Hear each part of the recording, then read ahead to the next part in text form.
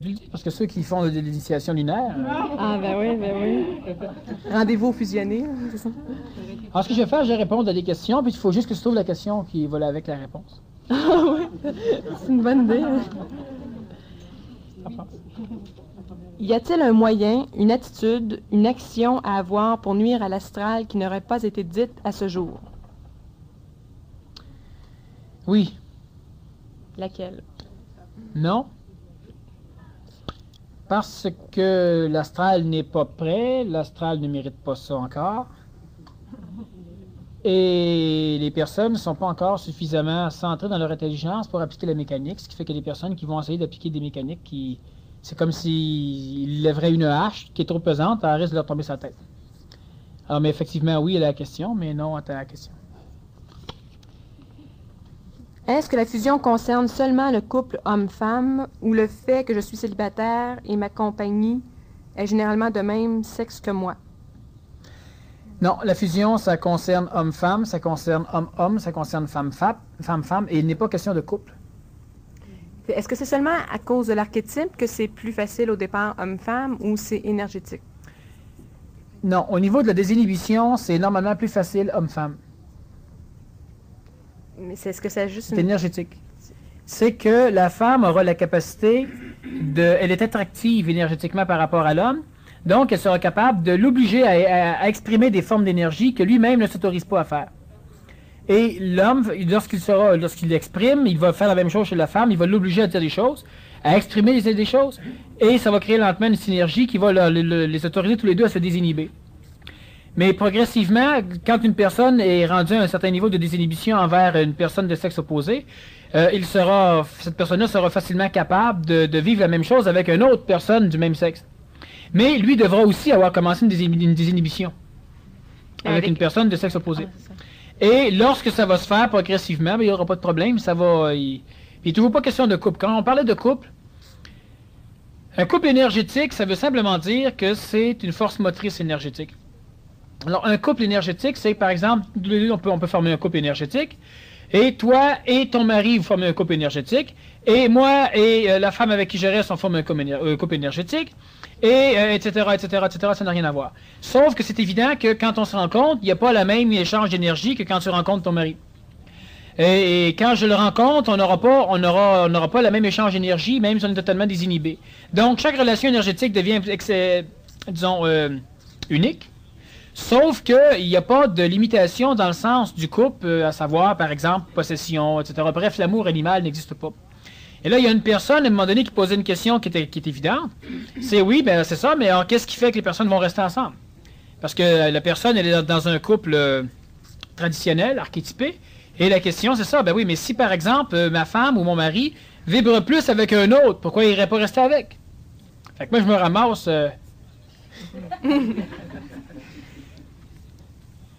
C'est toujours encore une question d'archétype. Les gens n'ont aucune idée de ce que c'est que l'esthétisme supramental. Les gens n'ont aucune idée de ce que c'est. Et c'est pourquoi les archétypes sont toujours en train de dire, ben oui, mais là, qu'est-ce qui va l'empêcher de faire comme ils font toutes? Si elle arrive là, elle se libère pas, elle se désinhibe. C'est sûr que si tu restes une grosse imbécile ou un gros imbécile, c'est évident que l'autre va finir par s'en aller. Mais pas parce qu'il se désinhibe, parce que c'est intelligent qui décolle. Mais... il n'y a rien à voir. En tout cas, il y a tellement de choses, ça fait partie des choses qu'on ne peut pas dire parce que la personne doit les découvrir. Quand elle les aura découvert, ça leur aura une saveur, ça leur aura une vibration, puis elle saura que c'est ça. Si on en parle, elle va l'apprendre, elle va espérer que ça va être ça, puis elle ne croira pas que c'est ça, donc on n'en parle pas trop. Quand tu as commencé de parler le couple énergétique, tu as nommé que la femme permet à l'homme... Oui, ben l'homme aussi. Il n'y a pas un qui commence avec l'autre. Il n'y a pas... C'est-tu en même temps? Oui, exactement comme si il y a un peu d'énergie qui sort, les deux viennent lentement, les deux ont peur, les deux retournent, les deux viennent, puis à un moment donné, les deux se touchent. Ça confirme une chose. Mais en haut, dans un autre plan, ça y croit pas. Donc, la même affaire, on parle d'apprivoisement énergétique. Alors, c'est réciproque. Puis quand ça se touche, ça crée une synergie. Donc, ça l'aide pour un autre plan. Ça crée une synergie. Donc, ça l'aide pour un autre plan. Puis les inhibitions à travers cela vont rendre ça, disons, pénible, mais pas souffrant, uniquement pour garantir que les personnes ne se libéreront pas. Puis c'est nécessairement d'un plan à l'autre, ou ça peut être en haut, en bas? Puis pas d'un dans le plan à milieu. l'autre, mais dans n'importe quel autre. Ah, OK. Est-ce que l'inhibition peut... est-ce que l'inhibition peur de la vie et peur de la mort, que j'appelle de la stagnation stupide, est formée par un archétype ou c'est autre chose, et que comprendre ou faire, ou si le fait de poser des questions fait craindre l'ego, est une perte d'énergie? Ce n'est pas une perte d'énergie, puis ce n'est pas un archétype qui est l'inhibition, c'est une mécanique qui est naturelle, sauf que regardez ce que c'est. L'inhibition, c'est un phénomène qui est transparent. Pour arriver à le reconnaître, on place de la coloration astrale dessus, on place des réseaux astrales, ce qui va dire que, bon, disons, je suis inhibé avec toi parce que j'ai peur que tu ne comprennes pas ce que je veux dire. Mais, vibratoirement, je sais qu'il n'y a aucun problème. Donc, ma raison est fausse. Ah bon, alors je suis inhibé pareil. Donc, je suis inhibé avec toi parce que j'ai peur que tu tombes en amour avec moi. Mais non, vibratoirement, c'est réglé. Donc, c'est pas ça non plus. Mais je reste inhibé. Or, je suis inhibé parce que... Alors, on essaie toujours de mettre une raison astrale sur l'inhibition. Pour l'avoir. Mais il faut qu'on finisse... Les personnes devront finir par comprendre que l'inhibition, elle est là. Elle n'a pas de saveur, elle n'a pas de couleur, elle n'a pas d'odeur. Elle est un blocage. C'est là. Cherche pas dans ta vie antérieure, cherche pas dans ta gestation fœtale, utérin, cherche nulle part, c'est là. Maintenant, tu devras passer par l'intelligence pour, avec l'autre, intelligencer l'absurdité d'être inhibé. Et progressivement, il va y avoir instantanément des formes de rapprochement. Mais comme je disais à un moment donné à des personnes, il n'y a même pas de technique de désinhibition. Si on fait une technique de désinhibition, il y a un objectif, on n'est pas instantané, on est faux à soi-même, on n'est pas transparent, on n'est pas intègre, on est à côté de la traque. Alors, ça devient... Oui, mais d'abord, comment on va faire? Ben, c'est ça, il va falloir que tu sois suffisamment consciente et conscient dans ta vie pour pouvoir te servir des occasions de. Et ça reste toujours un peu pénible, parce qu'à un moment donné, il y aura des tendances à faire un rapprochement, puis l'inhibition fera que la personne ne pourra pas. Mais justement, le rapprochement aurait peut-être été une libération, aussi petite soit-elle. Alors, les personnes, quand ils deviennent suffisamment avancés, ils deviennent plus importantes que tout ce qu'ils vont faire. D'où l'idée de la corde raide, d'où l'idée que tant que tu ne changes pas des choses chez toi, tu vas continuer à avoir des problèmes. Même chose au niveau de l'inhibition. Ben oui, mais là, ça devient chiant, ça devient frustrant, ça devient... Ça, non, même ton esprit n'a rien à voir, votre esprit non plus, ça, on s'en fout. Parce que dans 2, 3 ou 4 années, vous allez te passer l'autre bord de la corde, puis vous allez commencer à vivre l'évolution exponentielle.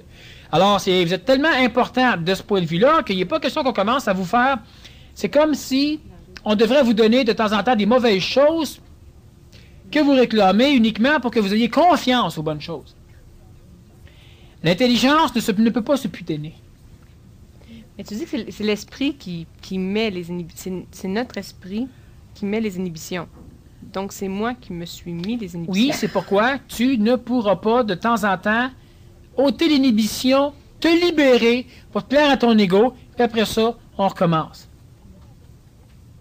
Imagine un homme qui dirait, bon, ben moi, je me rapproche d'Annie, ça va bien, ou de n'importe quelle femme ici qui se conscientise, et puis tout va bien. Puis à un moment donné, il y aurait le goût de se rapprocher plus vite. Ça sent la libération. Il ne le sait pas, parce qu'il est encore dans la vibration de désinhibition. Mais là, à un moment donné, ce qui va arriver, c'est qu'il va pouvoir, par exemple, toucher la femme. Soit sur l'épaule, ou n'importe quoi. Par exemple, comme je disais, deux êtres inhibés, quand ils passent par la même porte, là, ils se touchent même pas, tu sais. Bon. Mais il n'y a rien là de passer et de se toucher, là. Mais dans le phénomène libéré, oui, il n'y a rien là. Dans le phénomène désinhibé, c'est plus complexe. Bon. Et à un moment donné, la personne va aller plus vite, elle finit par toucher, puis là, elle va commencer à sentir l'archétype qui vient lui dire, bon, maintenant que tu as touché, elle est acquise. Elle l'a autorisé. Vu que c'est autorisé, ça veut dire que tu peux faire ça. Puis là, l'homme ou la femme dans son mental se dit, ben merde, c'est pas ça, ça n'a rien à voir.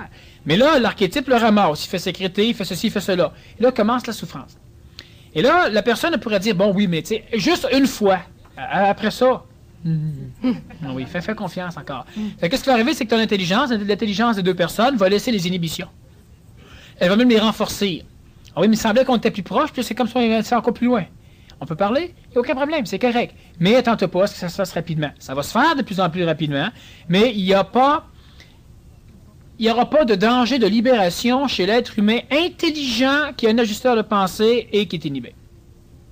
Il ne se libérera pas. Donc, c'est extrêmement complexe. C'est comme de dire, par exemple, on peut poser la question. Est-ce que, si je te pose la question, est-ce qu'il y a un problème d'avoir son corps nu devant des gens? Ben oui. Ben oui, effectivement, plein. Sauf que si tu demandes ça à ceux qui cherchent la libération, ça va être non. À partir si on regarde aux archétypes cosmiques, les archétypes planétaires, le mensonge cosmique, on va dire, oui, mais un être évolué, ça ne devrait pas le déranger. C'est exact. Donc, il devrait pouvoir aller dans un canudis sans problème. Non. La personne va dire, ben, je comprends pas.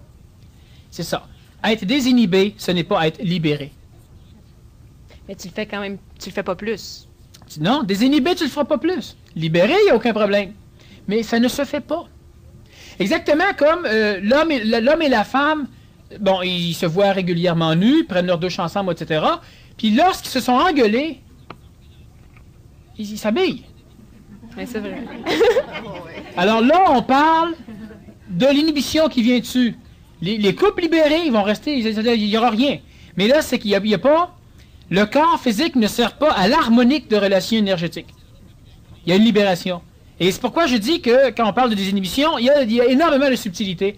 Il y a une beauté que l'humain, peut-être, cherche au fin fond de lui-même, mais qu'il n'y croit pas parce qu'il suffit trop aux archétypes. Mais c'est exactement comme ça.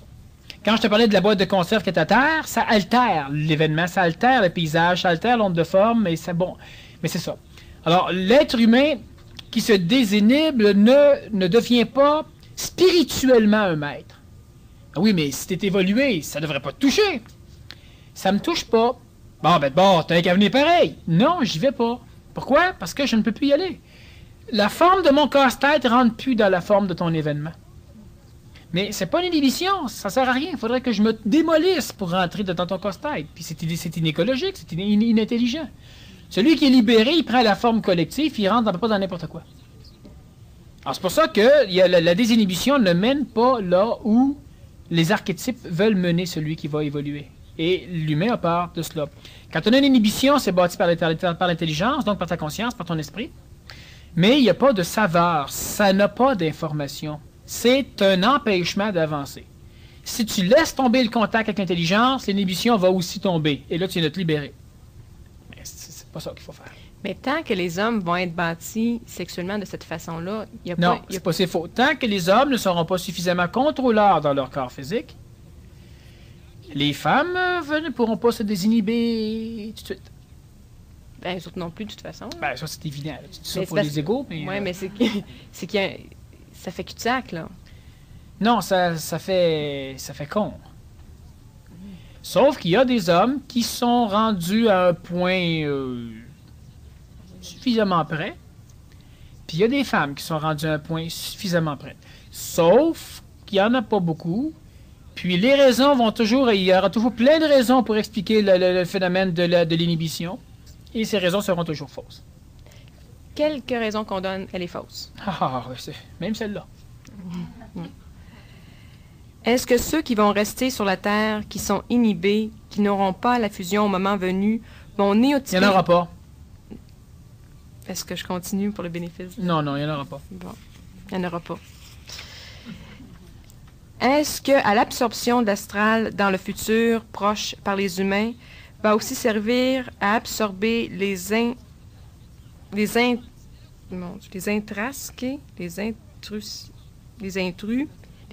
qui seront un cheminement vers la fin de l'inutile pour récupérer les autres formes de vie dans l'univers? Non, ce qui leur incarne des mémoires de l'avenir, c'est ce que nous sommes, nous dans l'avenir. Une courbure du temps.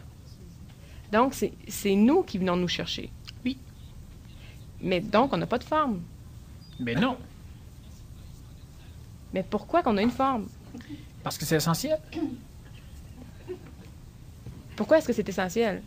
À cause du contexte gelé de l'espace-temps. Puis il fallait absolument passer par la forme. Tu as une forme. Puis j'en ai pas. C'est évident. Puis quand la forme et la non-forme vont être unies... Ça, c'est de la philosophie. Non. Les mots sont peut-être pas ajustés, là, mais c'est quand... Quand il n'y aura plus rien de ça.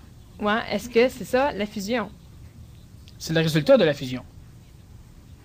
La fusion a commencé avant ça. Oui. Mais il y a différentes formes de fusion. Tu as la fusion entre le double éthérique puis le corps humain. Tu as la fusion entre les doubles éthériques, donc entre les consciences de certains êtres humains. La fusion tu parles, c'est une fusion résorbatrice complète de la création. La création, c'est un verre d'eau. Ta conscience, elle est ici, elle doit faire le tour. Donc, tout est fait. Réincarner des parties d'ici pour les amener là, c'est de courber le temps jusque-là. Et tu courbes, jusqu'à un moment donné où tu vas devenir une espèce de trou noir. Tu vas tout ramasser, puis il n'y aura plus rien. Ça sera réglé. Il n'y a pas de forme comparativement à la forme. Au-delà de cela, c'est autre chose que la conscience humaine ne peut pas. Il n'y a pas de mots, il n'y a pas d'interpréteur de pensée suffisamment puissant en contact avec l'homme pour inventer un ajustement de cette non-information à l'ajuster à la valeur astrale de l'information que la psychologie humaine a besoin. Est-ce que c'est vrai, ça? Ah oui? Bien, évidemment. Est-ce qu'on peut en parler? Jusqu'à un certain point, oui. Est-ce qu'on peut en parler plus que qu'est-ce qu'on en parle là? Oui, mais pour ça, il faudra qu'il y ait des néotypes qui soient installés. Quand on aura placé certains néotypes, ça s'en vient. Quand vous aurez accès à ces néotypes-là, quand on aura accès à ces néotypes-là, bien, il y aura énormément de communications qui pourront se faire. Alors, on pourra dire, l'amour, c'est important. Et tout le monde va comprendre. Quelqu'un qui rentre ici, lui, ne comprendra pas. On prend comme des vieux mots. Mais ça aura un autre, c'est exactement comme si je dis le mot tri. Ça veut dire que tu as un accent. Non. Trier du courrier, c'est un tri. J'ai pas dit le mot 3 en anglais. Alors, on va dire le mot tri. Et les personnes disent, ah, 3. Toi, qu'est-ce que tu comprends? Toi, c'est un tri. Alors, les mots seront comme similaires, mais les individus qui ne seront pas énergiopathes ne pourront pas comprendre effectivement ce qu'on veut dire. Les mots vont servir uniquement de point pour supporter un contenant d'énergie. Alors, les mots auront donc un autre saveur, une autre valeur. Il y aura de la communication qui pourra se faire sur ces choses-là.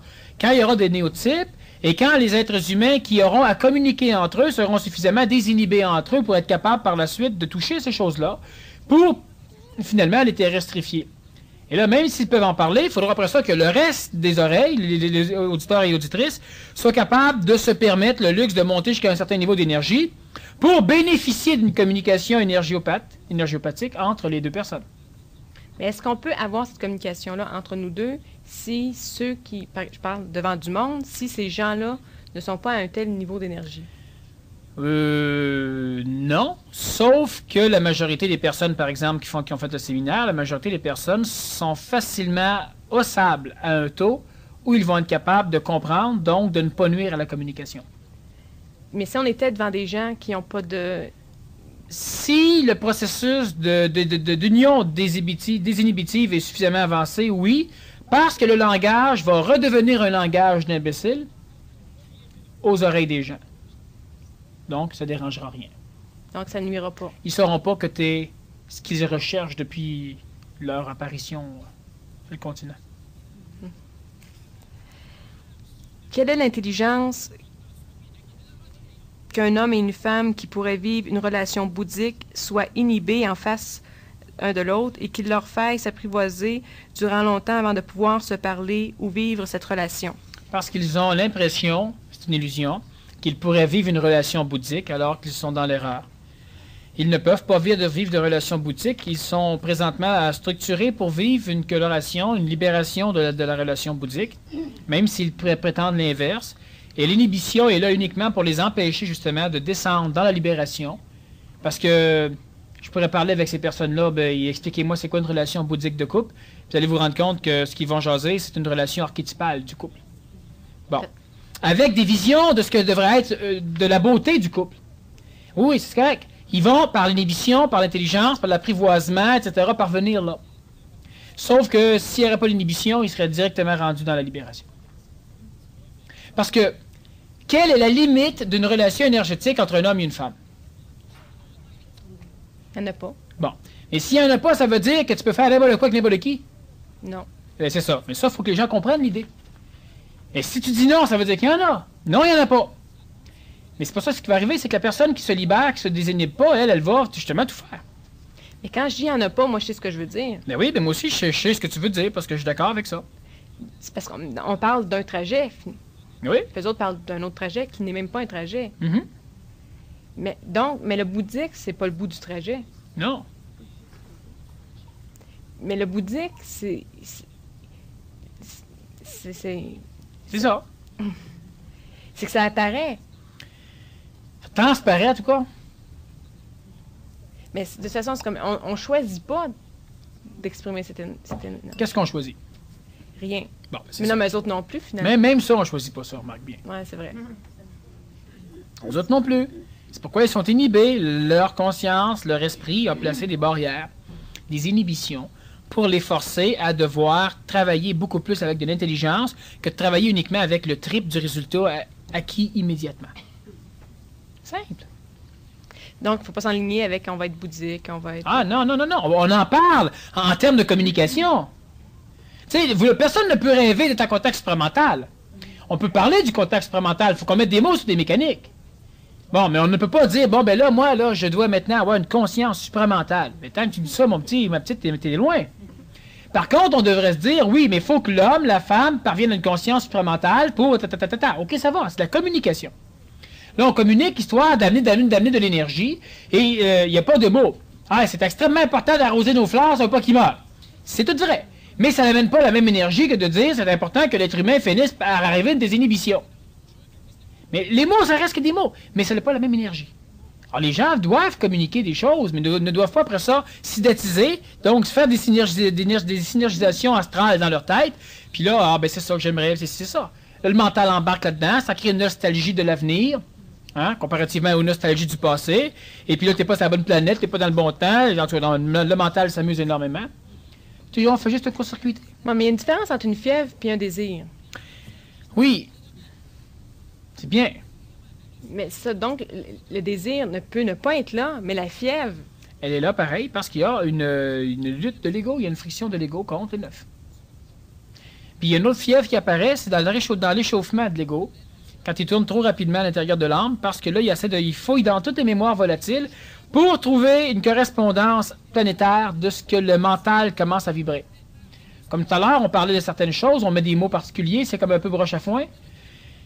Et puis en même temps, tu sens que tu sais quelque chose, puis tu sais rien. Là, ton ego tourne, là, tu commences à avoir une forme de fièvre. Tu as une énergisation, une accélération du processus astral, mais le mental reste là, le plan de l'intelligence reste là, et tu sais, mais ça n'a pas d'information pour l'ego. Puis l'ego tourne à une vitesse folle, il a une vraie girouette, et ça crée une forme de fièvre, un échauffement d'ego. Il fouille partout, dans une forme de peur panique, pour trouver quelque chose, une correspondance, un parallèle, il veut comprendre. Il ne veut pas manquer quelque chose. Ben, il ne pourra pas tout manger. Tu sais, moi, je connais du monde des animaux qui mangent des racines, puis qui mangent des plantes épineuses, comme les rhinocéros, ils en mangent plein de plantes épineuses. Ben, moi, j'en mange pas. Je manque peut-être quelque chose, mais... Si par le biais de l'esprit, je me suis inhibé, est-ce par le biais de l'esprit que je vais me désinhiber? Exact. Mais l'esprit inhibe alors que la conscience n'est pas dans l'homme. L'esprit désinhibe quand la conscience est dans l'homme, dans la femme. Donc, vous devrez travailler consciemment à la désinhibition alors que vous vous êtes inconsciemment inhibé. Puis la conscience va rester au travers de la désinhibition. Mais c'est là C'est comme si tu es ici, là, puis là, il y a l'intelligence en haut, puis là, il envoie des petites bébelles. Ça rentre dedans l'humain. Inhibition. Alors, il comprend rien de ce qui se passe. Il pensait qu'il y avait les barbites de toute façon, puis bon, il s'en va là-dedans. Et un autre bébelle qui rentre, puis il passe à un autre niveau. Un autre bébelle qui rentre. Quand il est rendu à un certain niveau intéressant, là, le truc, l'esprit vient le toucher. Puis là, maintenant, on doit redescendre sur le plan planétaire pour être capable de ramasser l'expérience, la fusionner. Mais pour ça, on devra ôter, donc tourner les serrures, les inhibitions, mettre les clés dedans. Là, tu redescends, mais toujours en contact. D'un coup, on désinhibe une autre place, tu redescends, toujours en contact. Alors, c'est extrêmement différent.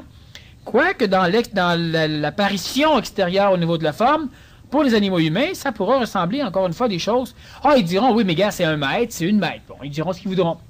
Et là, qu'est-ce qu'ils vont faire? Ils vont encore copier les symptômes secondaires de l'évolution. La libération permet cela. Ça mène nulle part. C'est douloureux, oui, mais ça, c'est douloureux uniquement parce que l'on résiste. C'est douloureux parce que l'ego résiste. Premièrement, il y a des égos qui se disent tout le temps, crime à l'âge, je suis rendu, il n'y a pas grand-chose à faire. Deuxièmement, oui, mais ma génétique à moi, c'est ceci, cela, cela.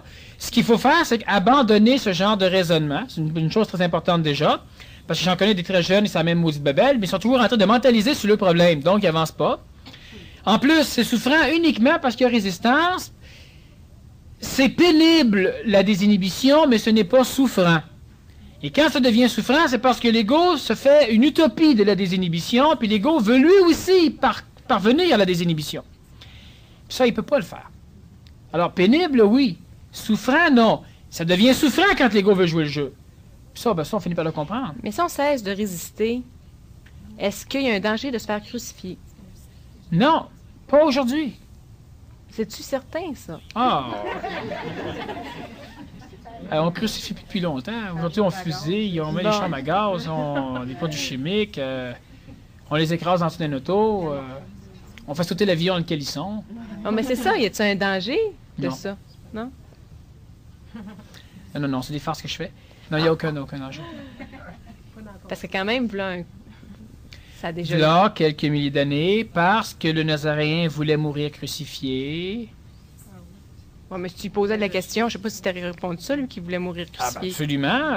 Vous allez détruire le temple. Dans 3 jours, 3 jours après, je vais le rebâtir. Le temple, c'est son corps physique, évidemment. Corps de lumière.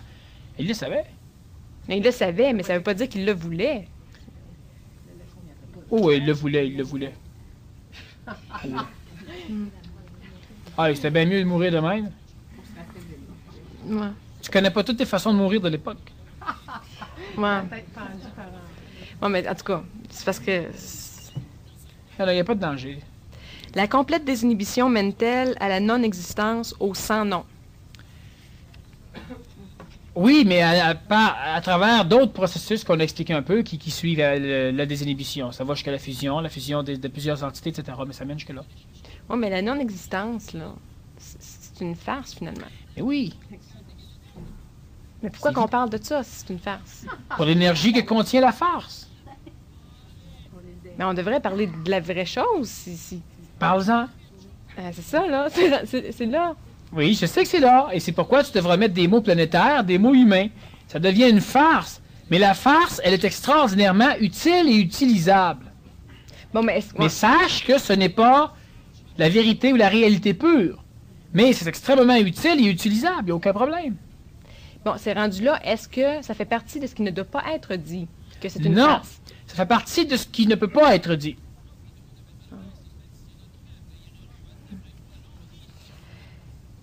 La communication pure mène-t-elle à la communion?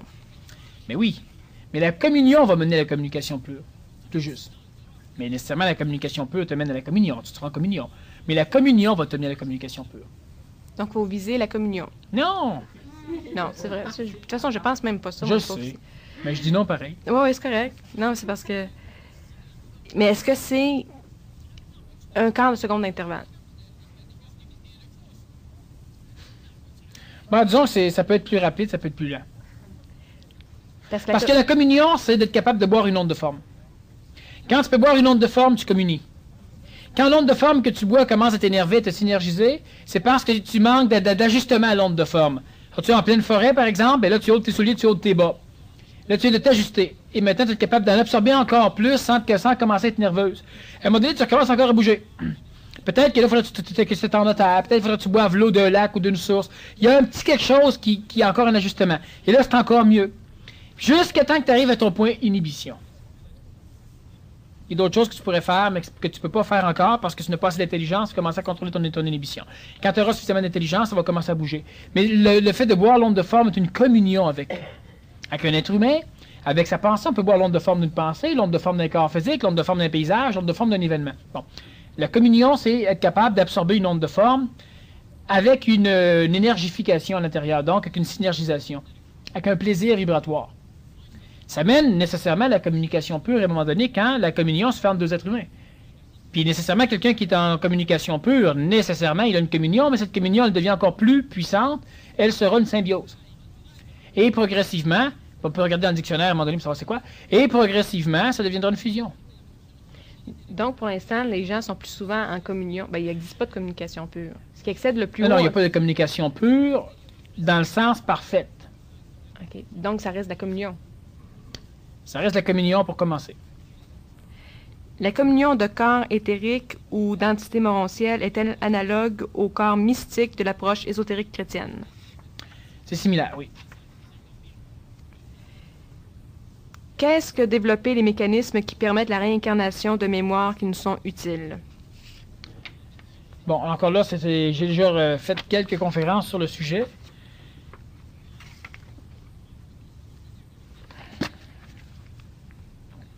Donc, ça me coupe totalement de... Il faudrait que je foute dans des mémoires, sinon que j'avance.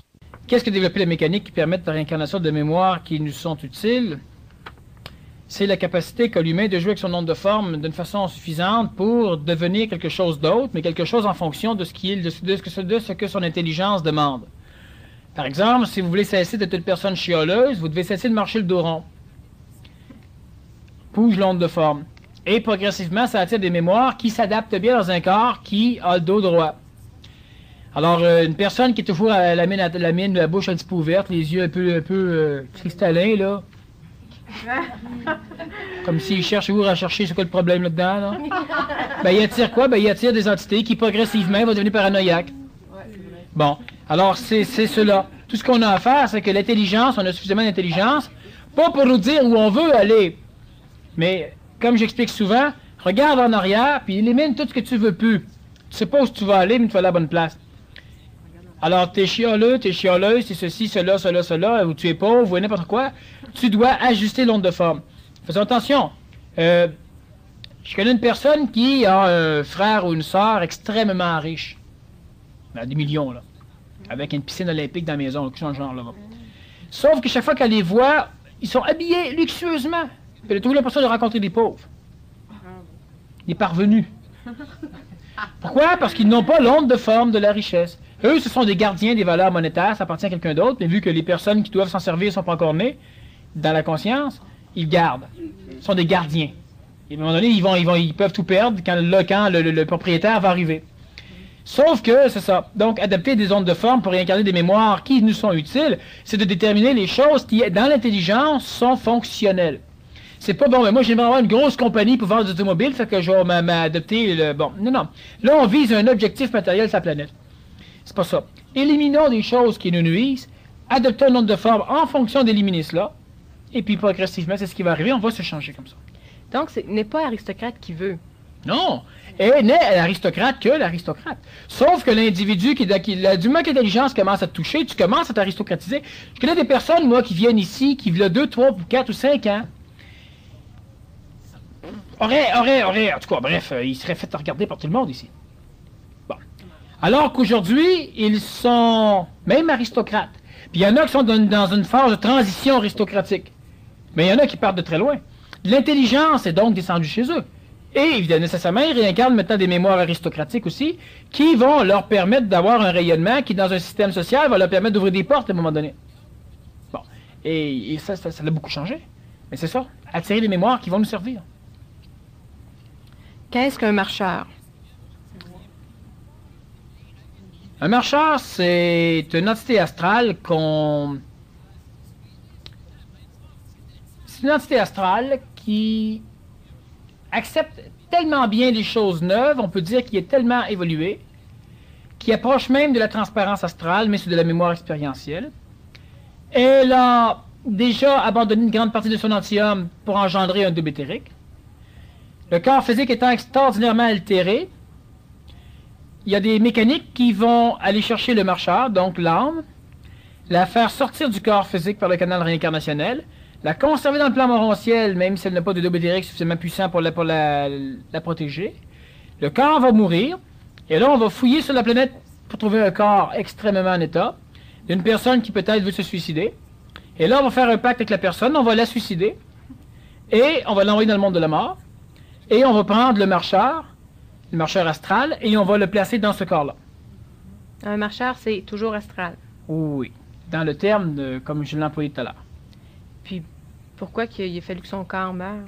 Parce que le corps était trop usé, soit qu'il y a eu un accident, soit que la mécanique supramentale ne protégeait pas encore suffisamment à l'époque, et patati patata. Donc, mais c'est surtout dans le passé que ça s'est vu. Tu dis que de te suivre à tous les jours, ça prendrait 5 ans pour la fusion. Combien de temps un conscientisé prendrait-il en temps ordinaire? Ça, c'est pas moi qui ai posé ça, là. 5 ans, 6 mois.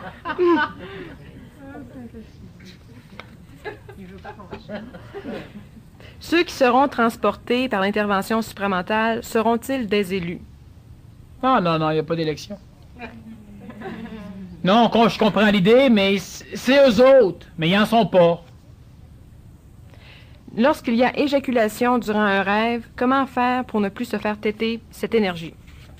Mais on s'en fout, ça ne nous regarde pas pour le rêve. Commençons par s'occuper de ce qui se passe quand on est réveillé. 90 est une année pivot pour établir une trêve avec l'intelligence. Donne des moyens concrets pour cristalliser un choix intelligent. Il n'y a pas de choix intelligent. Mais ça, là, 90 est une année pivot pour établir une trêve avec l'intelligence. Les forces astrales sont capables de pousser et de manipuler. Ils poussent à un point tel qu'ils empêchent l'intelligence de descendre. L'intelligence descend de plus en plus à un point tel qu'elle fait tout pour que l'astral rentre sous terre. 90, on est rendu à un point où les deux sont égales. Alors, c'est exactement comme si tu étais sur une assiette qui tourne. Vu qu'elle tourne, tu es toujours précipité sur un côté. Toi, tu te dis, j'aimerais me déplacer pour aller de l'autre bord. Tu peux pas, la force centrifuge t'écrase. Parce qu'elle tourne dans un sens, l'énergie supramentale commence à appuyer pour la faire tourner dans l'autre sens. Donc, dans le début, ça devient un processus de ralentissement. Tu es de moins en moins manipulable. De plus en plus, tu sens que tu es libéré de l'attraction gravitationnelle vers l'extérieur. À un moment donné, l'énergie supramentale est égale à l'énergie astrale, l'assiette cesse de tourner. Ben là, c'est le temps de te lever et de t'en aller où tu voulais aller. Là, tu t'assois là, mais ça ne sera pas tellement long que là, l'intelligence va commencer à faire tourner l'assiette dans l'autre sens. Alors, les 90, 91, 92, 93 sont des années extrêmement intéressantes parce que là, l'humain aura la possibilité de faire d'énormes changements de Lada en Cadillac. Là, c'est l'intelligence qui prend le dessus. Par la suite, l'intelligence va prendre le dessus et nécessairement, l'intelligence va laisser le temps à tous les individus de se déplacer. Non, mais on ne doit pas se déplacer en faisant un choix. On doit se déplacer par intelligence, par écologie, par éco-conséquentialité. Sauf qu'il y a des personnes qui se disent, oui, mais moi, ce que je pense, c'est intelligent. Non, non, ça va se faire. Tu fais une vérification expérientielle. Tu fais une petite pinote de vérification, un écran négatif. Si ça ne fonctionne pas, c'est pas ça. Si ça fonctionne, c'est ça, on t'aspire. Mais là, c'est l'intelligence. C'est le cas de le dire. Il ne faut pas que tu aspires à aller quelque part. Il faut qu'on t'aspire, là. Parce que si l'intelligence prend le dessus, mais en attendant, s'il y a des conflits, s'il y a des gros conflits, là, c'est l'astral qui prend le dessus. Non, non, non, non. Non, les gros conflits, ça va occuper uniquement ceux qui sont intéressés par les gros conflits. Encore les archétypes. Là, si on décide que c'est pas notre guerre, que c'est pas notre monde... On décide pas, mais ça sera pas la mienne, en tout cas. Ça, c'est pas un choix que c'est pas une décision que tu as prise. Non, non, non, non. C'est une décision que j'ai constatée. Pour être plus juste. Puis est-ce qu'il suffit de faire cette constatation-là pour... Ben, si tu la constates, c'est qu'elle est faite. Mais c'est tellement pas ça,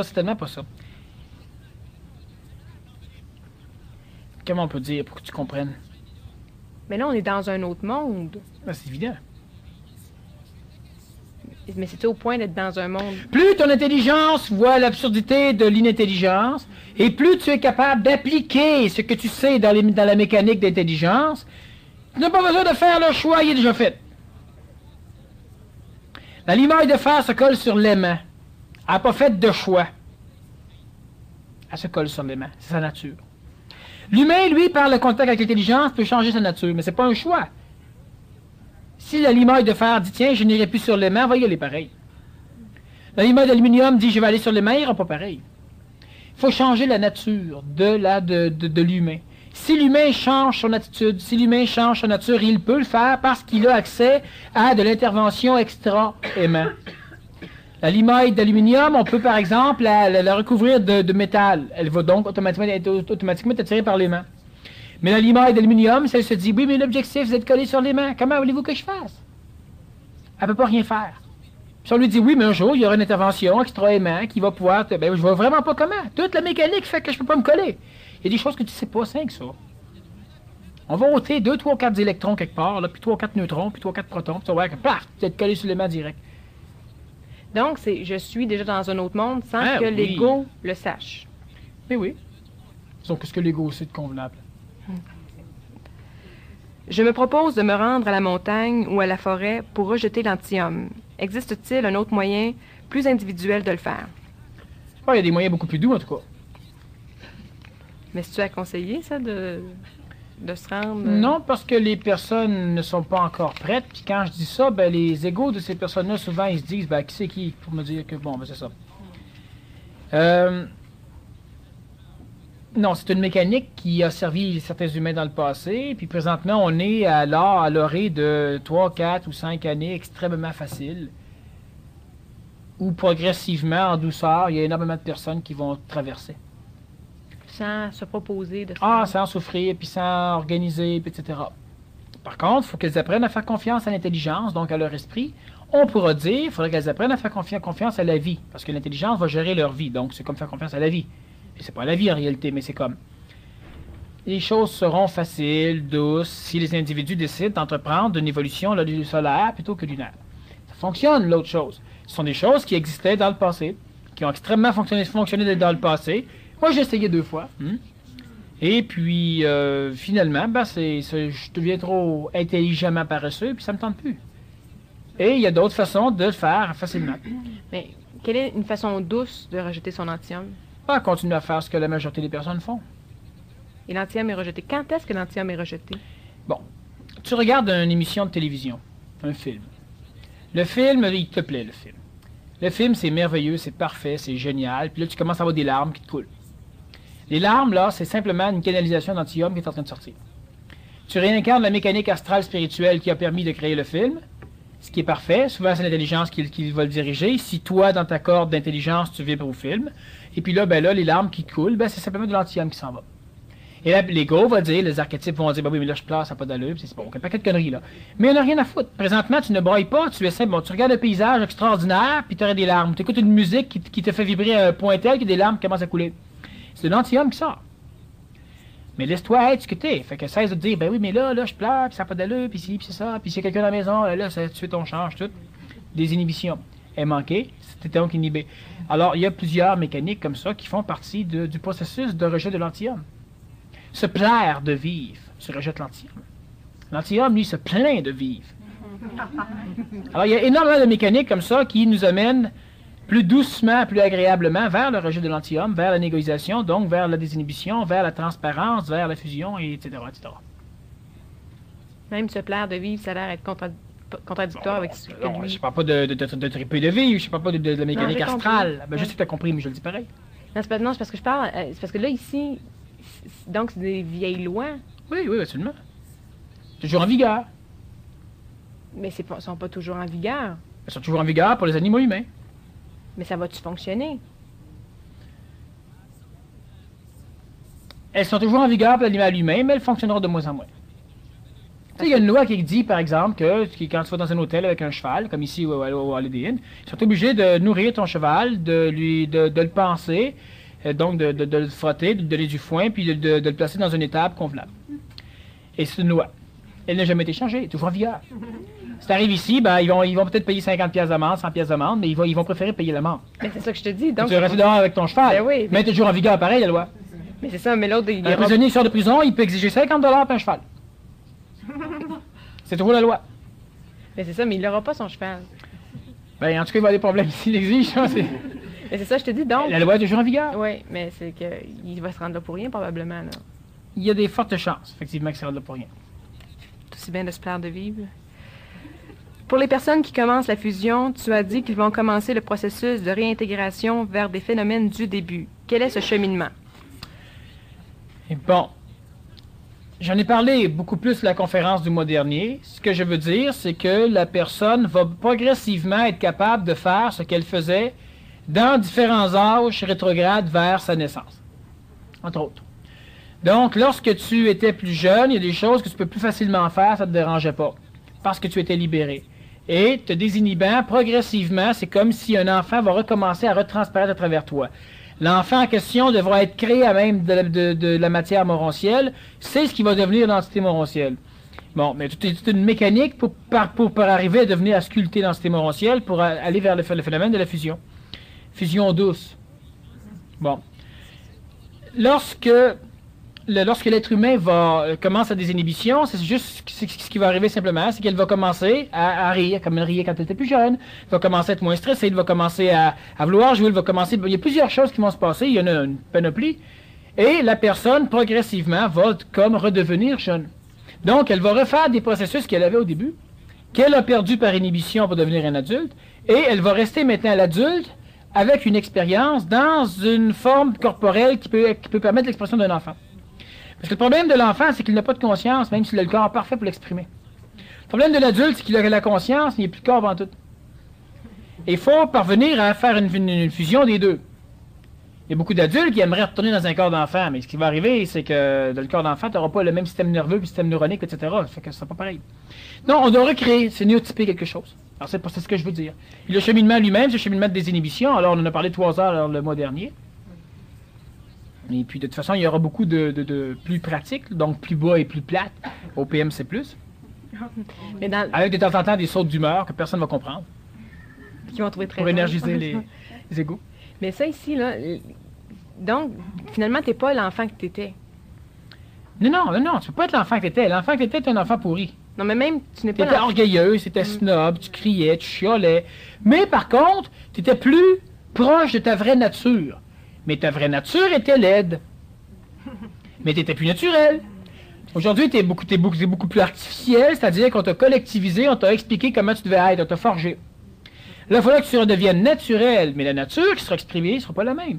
Mais l'enfant étant naturel de par ce qu'il exprime, de par la façon dont il exprime plutôt, c'est ça qui est plaisant chez nous. Bon, il répond rapidement, instantanément, etc., etc. Bon, c'est plaisant. Sauf que ce qu'il fait n'est pas nécessairement écologique. Durant la conférence, je perçois quelques larmes à mon insu. Cela m'intrigue. Pourquoi? Voilà, c'est de l'anti-homme qui sac son camp. Puis après ça, la question est posée par l'ego qui... bon, mais qu'est-ce qui m'arrive encore, puis etc., puis ci, puis ça. Et les personnes, souvent, vont trouver, par exemple, crime, je suis ben trop loin, ça n'a pas d'allure, puis ici, c'est ça. Ou encore, ben c'est vrai que ce serait beau, mais puis des larmes qui coulent. Mais c'est ça, qui s'achète un gâteau en sortant, l'anti-homme sort. Ils sont juste plus proches que ce qui était. Puis, encore une fois, la distance n'a pas d'importance, c'est la vitesse de déplacement. Parmi vous, il y en a qui se déplacent vite en maudit. Ah, ils régressent vite, puis ils repartent vite, puis ils régressent vite, puis ils repartent vite. C'est la vitesse de déplacement, c'est pas la distance. Oui, mais je vois ça là, comme si c'était tabarnouche, j'en ai à faire. Ça, c'est une vision archétypale de celui qui marche nu-pied. La vitesse de déplacement, là, c'est bien différent. Plus tu te déplaces vite, plus tu courbes le temps. Oui, puis plus tu te déplaces vite, moins ça prend de temps, hein? Ah oui, évidemment. Donc, c'est loin Montréal-Québec, mais ça dépend comment tu y vas.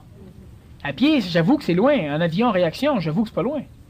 Ça dépend de la vitesse de déplacement. C'est pour ça que quand les égos regardent l'ampleur, ils se disent « Tabarnouche, j'ai pas fini ». L'ego, lui, regarde la vitesse de déplacement d'un égo là-dedans. C'est lent, tabarouette. Mais c'est le mental, l'intelligence qui traverse là-dedans. Il n'y a aucune idée de sa vitesse de déplacement. Alors là, il est frustré, puis il trouve que tabarnouche, je suis pas sorti du bois. Ça le regarde même pas. Donc, c'est même pas lui qui se promène. C'est comme si tu es dans un train, puis tu te dis « Montréal, Vancouver en train. Hey, je suis pas arrivé. » Juste partir de la queue du train puis marcher jusqu'à la tête du train, ça me prend déjà 20 minutes. Fait qu'avant que j'arrive à Vancouver, ce que tu sais pas, c'est que le train, il se déplace, lui, pendant ce temps-là, puis moi, tu te mets plus vite que toi dedans. Fait que la vision de l'ego est totalement faussée. Selon Ivanov, tout l'enseignement du Nazaréen est contenu dans le Notre Père. Est-ce vrai? Oui, absolument. Est-il exact que le Nazaréen ait commencé à parler de son Père au ciel quand Joseph est mort? Oui. Pourquoi? Il en a parlé un petit peu avant, quand il a su que son père était pour mourir. Mais il n'a pas dit tout à fait le Père dans le ciel, mais de son Père. Mais effectivement. Pour la simple raison que il a conscientisé la présence d'une paternité qui a engendré son âme dans le monde de la mort à cette époque. Il y a plusieurs conférences que j'ai faites où j'expliquais justement les mêmes affaires. Pourquoi encore le Notre Père était important, surtout le mot Amen à la fin, qui veut dire Amen. Qui veut dire soit-il, qu'il en soit ainsi, qui est un ordre. C'est pas une complainte. Mais effectivement, Joseph est mort d'un accident de travail, alors que le Nazaréen est encore assez jeune, puis il a commencé à parler de son Père dans le ciel par la suite. Et finalement, il a découvert qu'il avait une autre obédience, une autre affinité, qui était le supramental. Il a commencé à parler de son Père dans les cieux. Puis à un moment donné, il a découvert qu'il était lui-même de l'esprit. Il a commencé à dire qu'il était. Puis après ça, il a sacré son crainte, il allait voir un film ailleurs. Mais là, c'est quoi le rapport? Pourquoi que Joseph... Fallait que Joseph meure pour qu'il dise ça?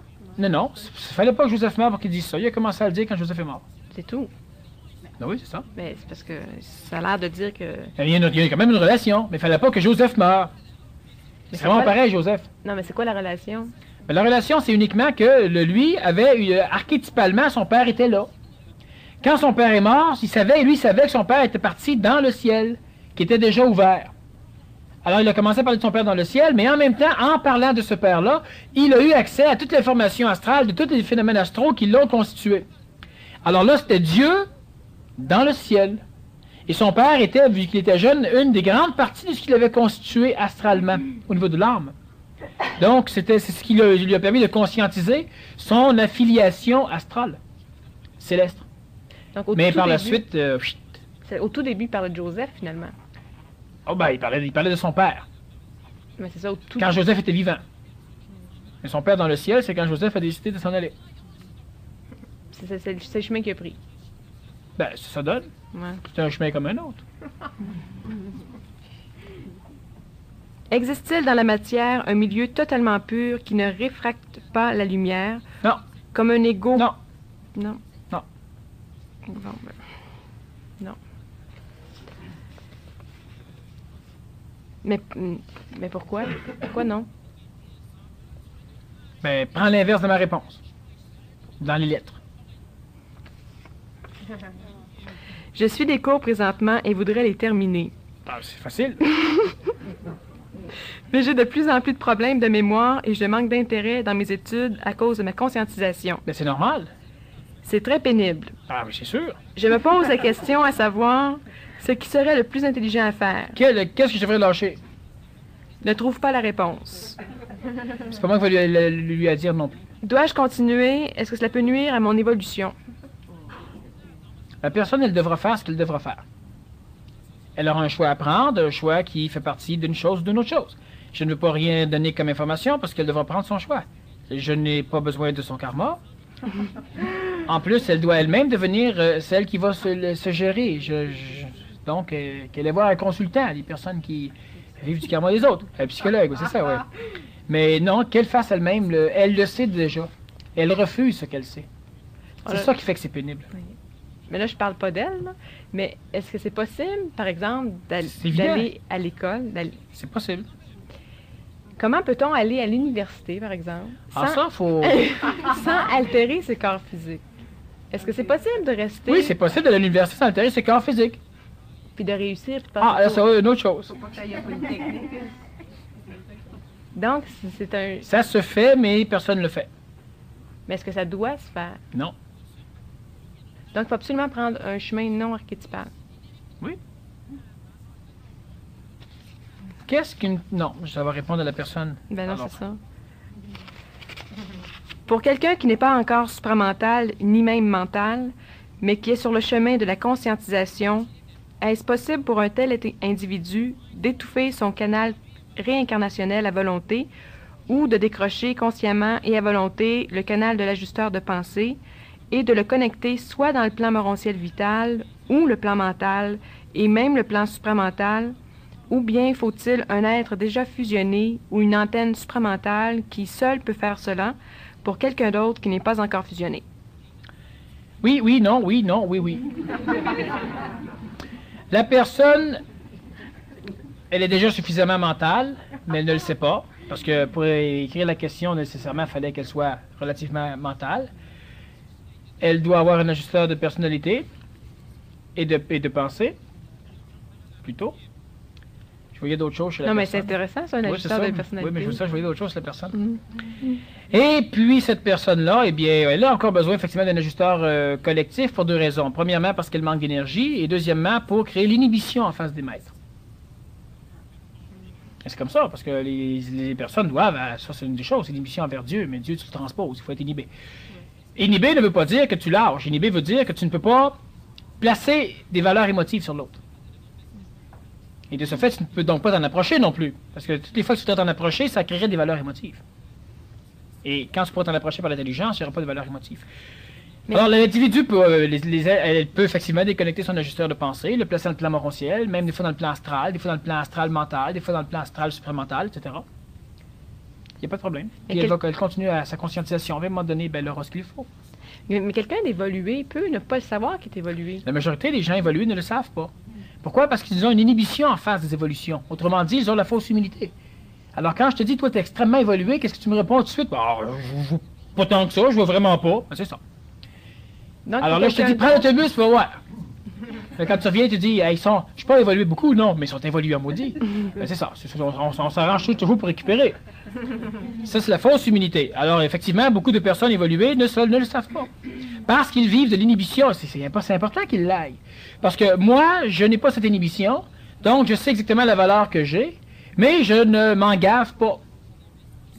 Alors, je ne peux pas m'en servir astralement, m'en servir égoïquement, m'en servir orgueilleusement, etc. Mais alors que la majorité des individus, eux, s'ils verraient réellement la valeur de ce qu'ils sont, ils brûleraient cette valeur pour en faire un trip astral. Donc, c'est important. Mais même si on le sait, il faut être baptisé. Oui, absolument. Mais est-ce qu'il va falloir toujours être baptisé? Non, une fois. Mais dans le fond, c'est pas rien qu'une fois. C'est évident. Mais c'est avec une fois. Mais la cérémonie est longue. Mais il va falloir passer par le processus de reconnaissance. C'est encore un phénomène de l'ego. Il va encore falloir dépendre de... Non. C'est une façon de rejoindre les individus qui sont énergétiquement du même faisceau, etc. C'est pas une dépendance d'eux, c'est la raison planétaire qu'on va donner. C'est pas une dépendance d'eux. Ça fait partie, c'est comme faire du sulfure de fer, il faut du soufre, il faut du fer. Fait que le fer dit, ouais, mais moi j'aimerais donner du sulfure de fer, mais je dépends encore du soufre, tu sais. Y a-t-il un jour où je vais pouvoir être du sulfure de fer sans jamais dépendre du soufre? Non, puis c'est pas une vraie dépendance du soufre, c'est une fusion des deux morceaux. Et ça crée du sulfure de fer qui est ni du fer, ni du soufre. Le mental a-t-il besoin du corps pour se lire comme l'astral en a besoin? Le mental ne se connaît uniquement qu'en fonction des lectures astrales, donc en fonction des lectures du corps. L'intellect en a besoin, mais un intellect plus subtil, plus mature, donc devenu mental, a-t-il besoin du corps pour se lire? Il n'aura pas nécessairement le besoin de se lire, il aura une information supramentale qui va lui dire ce qu'il est. Avec une vision un peu plus extérieure à lui-même. Mais bien souvent, il sera encore coloré par les informations lecture du corps astral dans le corps physique. Mais le supramental aussi a besoin du corps pour se lire. Le supramental a besoin du corps physique de l'homme pour se lire, sauf que l'homme supramental n'a pas besoin du corps physique de l'homme pour se lire. Il se fiera à l'intelligence supramentale, à un savoir instantané. Mais c'est évident que le corps physique est important pour maintenir